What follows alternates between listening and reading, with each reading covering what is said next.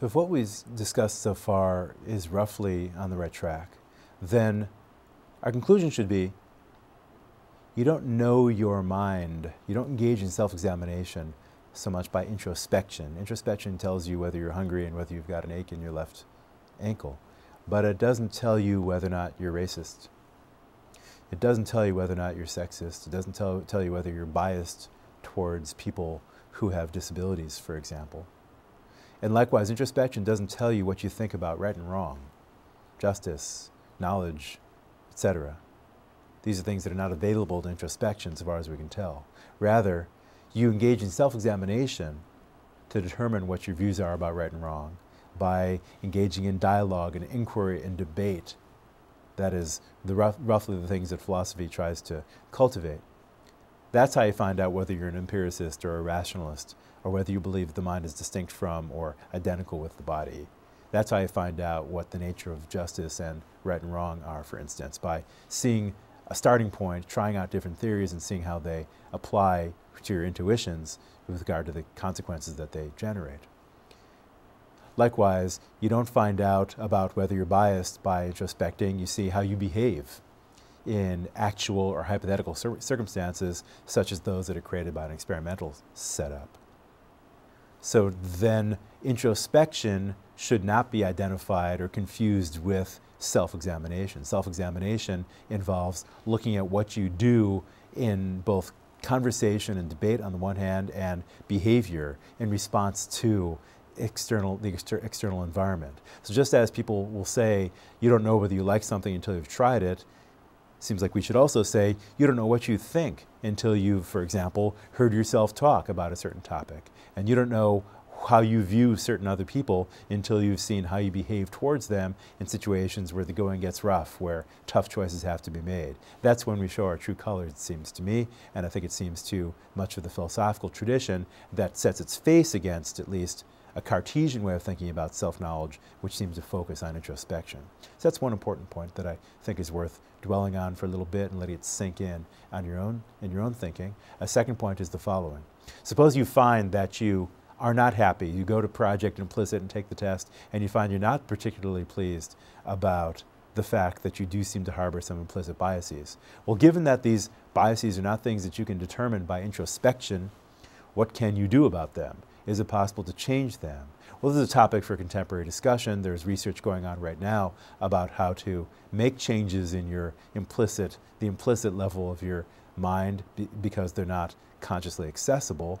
And I want to suggest as a broad line of approach to how you might go about changing, that change can be brought about largely by behavioral means rather than by changing your views, changing your thinking, changing your theory about things. So in the case at least of biases, for instance, that might plague us and make us do things we prefer not to be doing, as opposed to our answers to philosophical questions about justice and right and wrong. About biases, we might be able to overcome those biases by behaving in ways that allow us to perhaps, if not erase them, then at least to minimize their implications for our behavior. So that if you find that you're biased towards people with disabilities, in spite of the fact that you would rather not be, one way of trying to change some of that bias might be to expose yourself, interact with, try to get involved in activities that include people with disabilities in order to try to understand them from close up rather than from just far away. So again, back to Ryle. Changing your mind in this area is not so much about contemplating a proposition and deciding what you think about it or judging it to be true or judging it to be false, but changing your behavior and your dispositions to behavior so that when you're confronted with someone who has prosthetic limbs, for example, even if your initial reaction sometime in the past was that of a revulsion, you get over that and you find yourself perfectly comfortable and not even thinking twice about someone who's got a disability compared to what kind of body type you've got. So changing the nature of your mind, as it were, is not so much a matter of a conscious, deliberate, contemplative action as it is doing something new, doing something different, and modifying your behavior accordingly. And one thing I want to bring open onto the table now as a way of preparing us to discuss the nature of personhood and personal identity next week is the following. Some philosophers have argued that one thing that distinguishes members of our species from others is that we're able to look at ourselves in the sense of take stock of our dispositions, tendencies, predilections, predispositions, and so on, and ask ourselves whether those are the kinds of things we want to continue to have. That is, think of your will as being a set of tendencies to behave in certain ways. My will is such as to prefer one type of cookie over another. My will is such as to like to get lots of exercise and be in the outdoors whenever I can. I've got a number of preferences, ways of behaving that guide my activity. I might find, however, that aspects of my will are things that I don't endorse completely. There are things about my will that I wish I didn't have. I wish I didn't have as much of a predilection for certain kinds of cookies as I actually do have. I wish I could make myself do the things I know are chores but I know need to get done, for example. I wish I had stronger will about some of those things. Now, it's been argued that some aspects of what makes us human distinct from other species is our capacity not just to notice that we have a will, but to make efforts, at least in some cases, to modify that will, to introspect or to learn about ourselves by not so much introspection, but by the broader, more behavioral notion of self-examination, and ask ourselves, well, I'm phobic about that kind of thing, or I'm too anxious about that kind of thing, or I'm obsessed with these issues, or I'm too likely to take offense at somebody's comments about certain aspects of myself. But I don't like those things about me. I'd like to change those things about myself.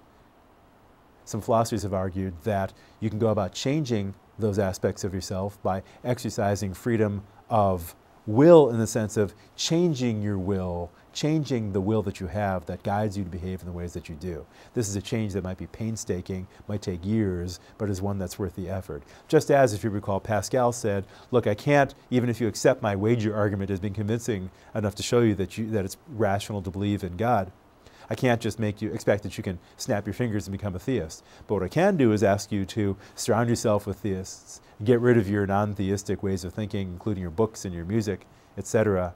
Stop associating with skeptical people, hang out with people who are religious, and after a while, as William James later said, faith will come to stupefy your scruples. So too, if you change your behavior in the right way, at least, you might find yourself overcoming some aspects of your will and thereby modifying some aspects of your will that you don't like. So self-knowledge, which is what self-examination attempts to achieve, self-knowledge can be valuable because it can allow you to understand some aspects of yourself, some of which you might be happy with, others of which you might be unhappy with. And those aspects of yourself that you're unhappy with, you might ask, how can I change those things? If this Rilleyan perspective, this knowing yourself by looking outside, taking a third-person perspective on yourself is appropriate, then the suggestion that offers is, well then, change yourself in a kind of Rilleyan way by changing your behaviors and your dispositions to behavior. And that means, for example, spending more time with people with disabilities in order to overcome your revulsion if you have it. Spending more time with people of different races in order to overcome what might be an implicit prejudice against people of different race from your own. Try to acquire a taste for example, a kind of music that you don't have a taste for yet in order to make yourself be someone who enjoys that kind of music, or at least to give it a fair shake, to give it a try, to see whether it's possible to acquire a taste for it. You might find that the effort's not worth it, but at least you'll have given it a fair shot, as opposed to being the sort of person that the pluralist seems to be suggesting about the value of self-examination, namely, follow your path and hope, good luck, hope you end up being happy. And the more hierarchical view, insofar as we say that self-examination is a part of any full life, that one aspect of the value of self-examination is that it puts you in a better position to ask yourself, okay, here's the kind of will that I've got. Here are the set of predilections that tend to guide my behavior from day to day. Maybe many of those I'm happy with, but some of them I might not be. Maybe I procrastinate. Maybe I tend to be a little bit of a loudmouth. Maybe I'm not good at keeping secrets. Maybe I tend to be impulsive. Are there things about myself that I can change? Perhaps. But the change is not a matter of introspecting and deciding I'm not going to think those thoughts anymore, but rather modifying my behavior. And that's a modification that might take time, require a lot of painstaking effort and patience, but I suspect that Socrates would argue that it's worth the effort and worth the wait.